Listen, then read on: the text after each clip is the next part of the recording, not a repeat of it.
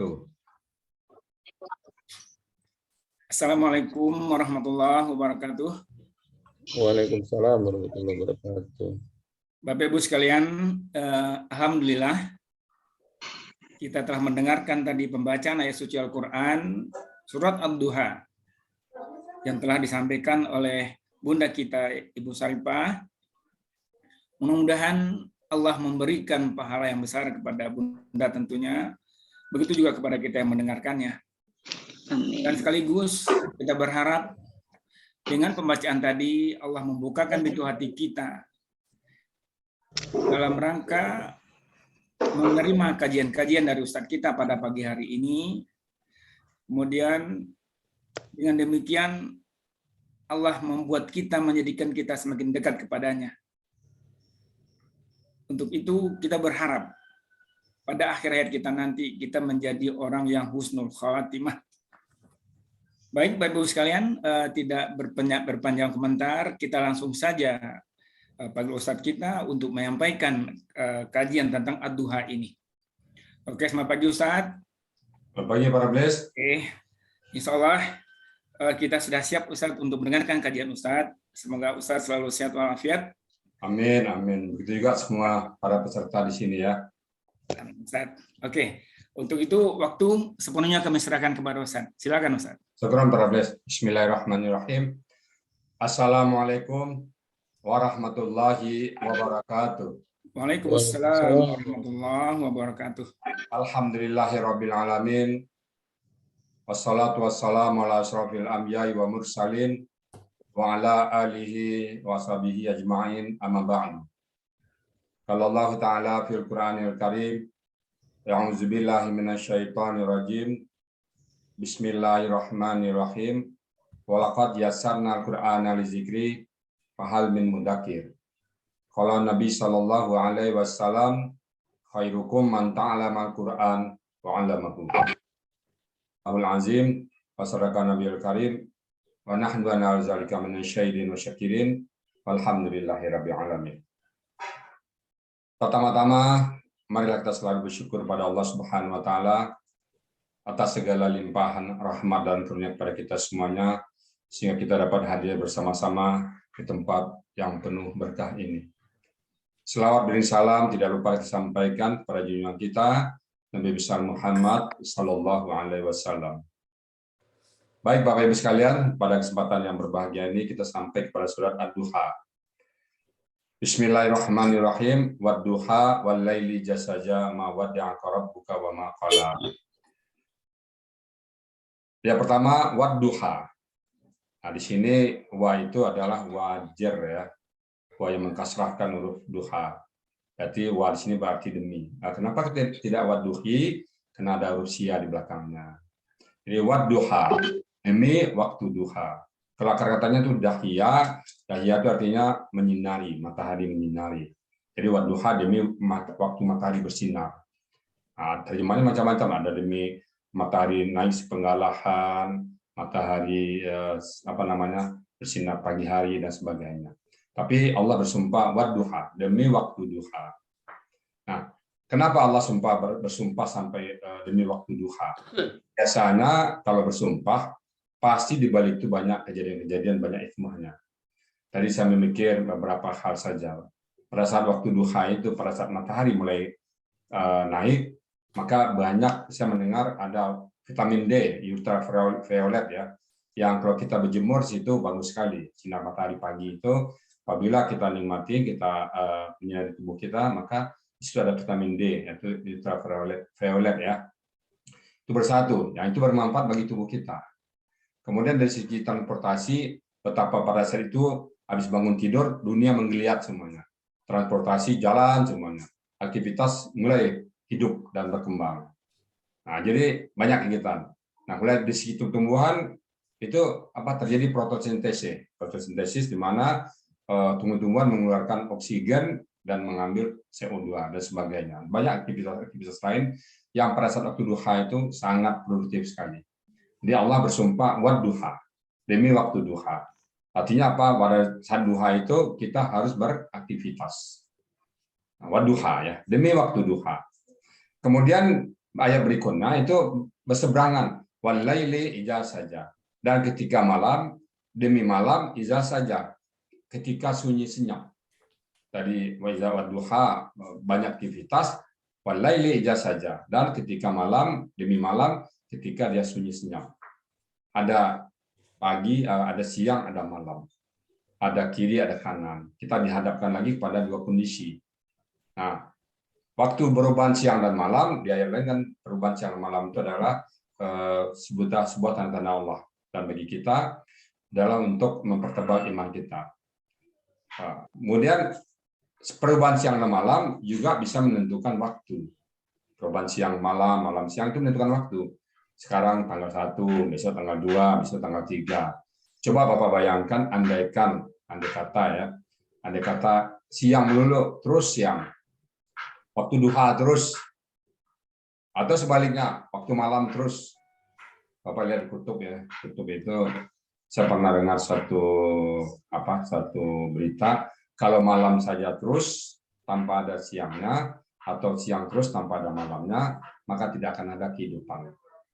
Perubahan siang dan malam adalah untuk mengeksistensikan kehidupan ini, untuk mempertahankan kehidupan. Malam ada, siang ada. Mungkin bapak-bapak kita di kedokteran, tubuh kita perlu istirahat. Pada saat malam, apa yang terjadi? Pada saat siang, apa yang terjadi? Bapak-bapak kita yang tahu di sini ilmu kedokteran. Nah, bagaimana kalau siang terus? Bagaimana kalau malam terus? Walau alam. Nah, kalau Allah katakan di sini, wadduha walaili jasaja. Jadi waktu yang dekat demi waktu duha dan demi malam yang datang dengan senyap sunyi dan senyap. Nah, bersumpah demi kedua itu, apa kata Allah? Ma wadda'aka rabbuka wa ma qala. Jadi ini asbabul nuzul surat ini, ada beberapa hari Nabi tidak menerima wahyu dari Allah Subhanahu wa taala. Maka orang-orang kafir Quraisy mengatakan, "Oh, Muhammad sudah dibenci oleh Allahnya. Muhammad sudah ditinggal oleh Jibrilnya. Muhammad sudah ditinggal." Diajak oleh para orang kafir Quraisy, terutama istri Abu Lahab. Nah, mengejek Nabi Muhammad bahwa Nabi Muhammad sudah ditinggal oleh Allahnya. Maka turun ayat ini, wadduha walaili jasaja, memujuk Nabi Muhammad bahwa Allah tidak meninggalkan beliau. Ayat 3, ma wadda'aka rabbuka wa ma qala. Jadi wadduha tadi kata benda, walaili juga kata benda, saja kata kerja KKR. Yang pelakunya huwa, pola katanya saja ya, dan usia di belakang satu. Jadi wadduha, dahaya, saja ya. Nah, itulah puisi atau sastranya Al-Quran itu. Ada sama-sama huruf ya di belakang. Wadduha walaili jasaja. Apa ini sumpah? Ma wadda'aka. Wadda'a itu artinya wada'a itu lembut, tapi kalau wadda'a meninggalkan. Wadda'a itu KKL dengan pelaku huwa, akar kata wada'a wala fa'ala. Jadi ma tidak huruf wadda'a. Dia meninggalkan. Siapa dia tadi? Rabbuka. Kenapa Rabbuka? Karena Rabbu berharkat domah. Maka pelaku dari huwa wadda'a tadi adalah Rabbuka, Tuhan kau. Jadi kalau terjemahnya gimana? Tidaklah Tuhan engkau wadda'a meninggalkan engkau. Jadi dan tidaklah Tuhan engkau meninggalkan engkau. Sebagaimana yang dituduhkan oleh orang kafir Quraisy bahwa Muhammad sudah ditinggalkan Tuhannya. Muhammad sudah ditinggalkan para sahabatnya, yaitu Jibril. Karena sudah lama tidak datang wahyu. Jadi dibantah dengan ayat ini, ya, turun ayat ini, ma wadda'aka rabbuka, dan tidaklah Tuhan engkau meninggalkan engkau, ya Muhammad. Bujukan kepada Nabi Muhammad. Karena Nabi Muhammad sempat sedih juga, karena beberapa hari wahyu nggak turun. Nah, kemudian wama qala. Qala ini hebat juga ya. Kalau dibaca qala depannya panjang itu berkata. Kalau qala lain lagi. Kalau qala lain lagi. Kalau qala dia berkata. Kalau qala sama-sama panjang belakangnya mereka berdua berkata. Tapi kalau qala dia benci, dia membenci. Itu tafsir nanti para penulis tahu tuh panjang pendeknya berpengaruh pada makna. Ini yang terasa makna juga. Kalau qala dia berkata, kalau qala dia benci. Kalau qa-nya pendek, la-nya panjang benci. Kalau qa-nya panjang, la-nya pendek berarti berkata. Ibu yang berjaya tasin, hati-hati ya. Dengan mudah-mudahan di bawah bimbingan para Hafiz Caniago Ustadz, bapak-bapak ibu-ibu yang berjaya tasin di sini, mudah-mudahan benar dalam pembacaannya. Ma wadda'aka rabbuka wa ma qala. Dan tidaklah Tuhan engkau meninggalkan engkau, dan dia tidak benci kepada engkau. Nggak benci Tuhan. Mungkin terputusnya wahyu itu mungkin ada hikmah di balik itu. Jadi orang-orang menuduh Nabi, Allah sudah meninggalkannya, Allah sudah benci kepadanya. Turun ini Nabi Muhammad bersyukur, alhamdulillah. Kemudian Allah katakan, walal akhiratu khairul laka minal ula. Wadan la tu sungguh. Al akhirah adi akhirat. Khairun lebih baik laka bagi engkau minal ula daripada awalnya, daripada dunia ini. Akhirat lebih bagus daripada dunia ini. Nah, ini kalau saya coba menerjemahkan ini, pepatah Padang Minang ada nih. Apa pepatah Minangnya? Baraki-raki kaulu, baranang-ranang ketapian, kemudian dari sanjo. Apa artinya itu? Bersakit-sakit dahulu, bersenang-senang kemudian, berugi maka beraba, beruntung. Jadi kita memang lebih bagus belakangan daripada depan. Biarlah sakit-sakit dahulu, biarlah berjuang dulu, tapi akhirnya nanti bahagia kita. Jadi walal akhiratu, dan sungguh akhirat itu lebih bagus daripada dunia. Nah, ini juga ada yang mentafsirkan bahwa Nabi Muhammad pada saat awal perjuangan bersusah, diusir orang kafir Quraisy, dihina sahabatnya, dicaci, disiksa. Tapi setelah itu Nabi Muhammad bahagia, penuh dengan keberhasilan, Islam berkembang, diterima di semua tempat dan sebagainya. Jadi walal akhiratu khairul laka minal ula.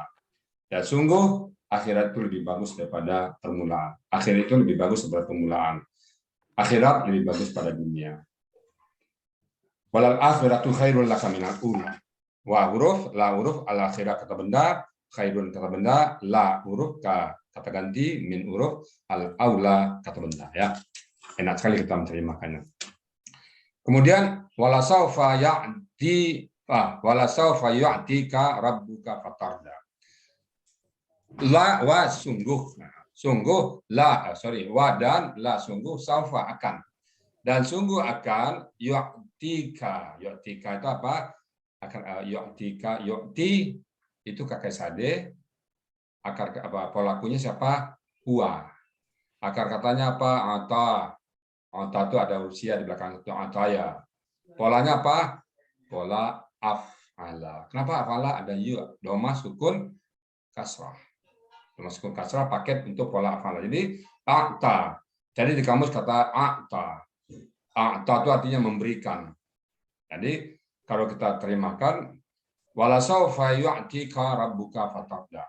Dan sungguh kelak dia akan memberikan karunia banyak kepada engkau. Siapa itu? Rabbuka, Tuhan engkau. Fatarda, dan engkau reda. Engkau bahagia, engkau senang dengannya. Di pemberian Allah nanti pada kita walaupun ini ayat kepada Nabi Muhammad SAW, ini pada umumnya untuk kita semuanya, bahwa pemberian Allah nanti di akhir di padang mahsyar itu, di akhirat nanti, itu akan membuat kita reda, akan membuat kita bahagia, akan membuat kita senang selama-lamanya. Walasaufa yu'tika rabbuka fatarda. Wa huruf, la huruf, saufa huruf, yu'ti kakek sade dengan pelaku huwa, akar kata ata, pola af'ala. Ka sebagai kata ganti, rabbuka, Tuhan engkau, fatarda, fa huruf, tarda, kakek sade. Pelakunya anta, akar kata roda. Jadi hampir semua kata-kata yang dipakai di sini huruf sia semua, yang ada ya di belakangnya. Nah, inilah sastra ini yang kadang-kadang tidak bisa ditandingin oleh bahasa manapun. Wadduha ada huruf sia di belakang ya. Saja ada huruf sia di belakang satu. Qala ada huruf sia di belakang satu lagi. Ula ada lagi huruf sianya. Kemudian tarda ada lagi huruf sia satu. Semua huruf sia. Kalau bahasa Indonesianya apa ya? Kalau puisinya itu semua ujungnya. Saya tahu cuman AB. Pagiku hilang sudah melayang ya. Hari mudaku sudah pergi sekarang petang datang membayang batang usiaku sudah tinggi i. Berburu kepada notar dapat dosa belang kaki, berguru ke pelang ajar bunga kembang tak jadi. Nah, itu apa namanya ABAB ya. Ini A semua. Nah, itulah sastra dari Al-Qur'an tadi. Yang tidak tertandingin oleh bahasa manapun. Jadi wala sawfa yu'tika rabbuka fatarda. Kemudian ayat berikutnya alam yajidka yatimam fa'awa. Nah, awa ini satu-satunya kata dalam Al-Qur'an yang punya urusia tiga-tiganya. Saya hanya menemukan 2 kata dalam Al-Quran yang sia tiga-tiganya. Satu di surah Al-Kahfi ayat 10, satu lagi surat Ad-Duha ayat 6 ini. Yang lainnya belum ketemu saya. Jadi kalau 3 penuh usia nggak banyak ya. Kalau 3 usia, susah nih, enggak, ternyata mudah. Alam yajid ya. Apakah? Lam tidak. Yajid ya, mestinya yajidu. Yajidu karena ada lam, matilah yajid ya. Nah, yajidu kita bahas. Yajidu dalam KKSAD, apabila dibuang KKSAD-nya tinggal 2 huruf yang berharkat keduanya, maka tambahkan huruf waw di depan sebagai akar kata. Jadi akar katanya apa? Wajada. Wajada mendapatkan. Jadi apakah tidak dia mendapatkan engkau yatiman dalam keadaan yatim? Nabi Muhammad kita tahu belum lahir beliau, bapaknya sudah meninggal. Beliau tidak sempat melihat bapaknya Abdullah. 6 bulan di kandungan, bapaknya meninggal dunia. Beliau tidak sempat melihat bapak. Bersyukur bapak-bapak di sini yang sempat melihat bapaknya. Nabi Muhammad SAW tidak sempat melihat bapaknya. Nah, maka dikatakan alam yajidka yatiman. Kemudian usia 6 tahun beliau juga ibunya dipanggil Aminah. Siti Aminah dipanggil dalam usia 6 tahun.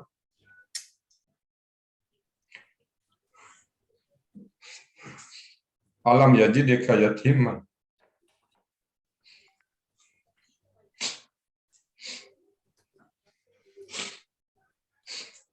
Fa'awa, maka Allah memberikan dia tempat, menempatkan dia. Jadi maka beliau sangat menyayangi yatim piatu, karena beliau merasakan bagaimana kehidupan yatim. Pindah dari satu pengasuh ke pengasuh lain. Pindah dari Abdul Muttalib, pindah ke Abu Talib, pindah kemana-mana. Jadi dari satu tangan ke tangan yang lain. Bagi bapak-bapak, ibu-ibu yang mungkin merasakan pernah tinggal di rumah orang lain akan merasakan. Tapi kalau bagi bapak-bapak, ibu-ibu kebetulan yang tinggal sama orang tua tidak merasakan yatim piatu. Saya termasuk orang yang merasakan pindah-pindah tinggal sama paman, tinggal sama ete, tinggal sama itu. Kenapa? Karena orang tua saya meninggal pada saat saya SMP dulu. Jadi bagaimana rasanya tinggal sama orang lain? Jadi beliau itu. Alam yajidka yatimam fa'a.